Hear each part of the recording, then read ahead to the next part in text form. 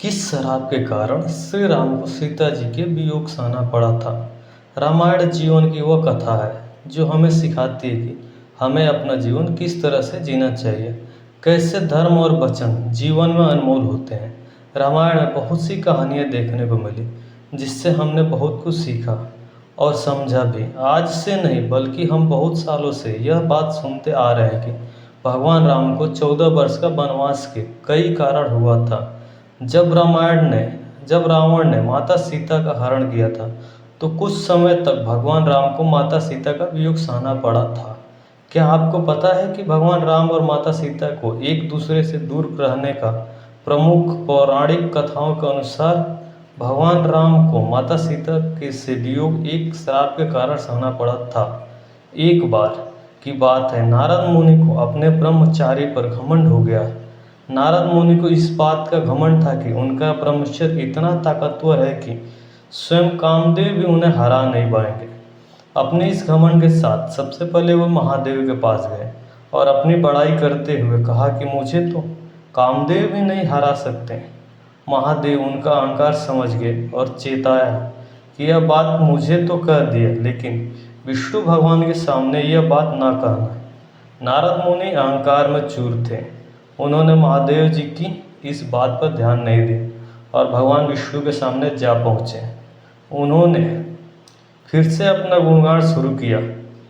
विष्णु भगवान उनके अहंकार को समझ गए और उनको यह भ्रम तोड़ने के लिए एक माया रची। नारद मुनि जब विष्णु भगवान से मिलकर लौट रहे थे तो उन्हें रास्ते में एक सुंदर महल दिखाई दिया। उसे महल में रूपवती नाम की राजकुमारी के स्वयंवर की तैयारी चल रही थी। नारद मुनि की नज़र जब राजकुमारी पर पड़ी तो उसे देखकर वो चकित रह गए। उसका सुंदर मुख देखकर नारद मुनि उस पर मोहित हो गए और उन्होंने उस राजकुमारी से विवाह करने का मन बना लिया। स्वयंवर में हिस्सा लेने के लिए उन्होंने सोचा कि क्यों न सबसे सुंदर चेहरा धारण कर ले। अपनी ये इच्छा लेकर नारद मुनि विष्णु भगवान के पास पहुँचे और उनसे आग्रह करते हुए कहा, प्रभु मुझे हरि रूप दे दीजिए। इस पर विष्णु भगवान ने उनसे कहा कि नारद, मैं तुम्हें हरि रूप तो दे दूंगा, लेकिन कहीं ऐसा ना हो कि तुम इस रूप को लेकर पछताओ। नारद मुनि उस वक्त इस बात से अज्ञात थे कि हरि रूप का एक रूप वानर भी होता है। फिर नारद मुनि के कहने पर भगवान विष्णु ने उन्हें हरि यानी कि वानर रूप दे दिया। नारद मुनि अपने मुख को देखे बिना स्वयंवर में पहुंच गए।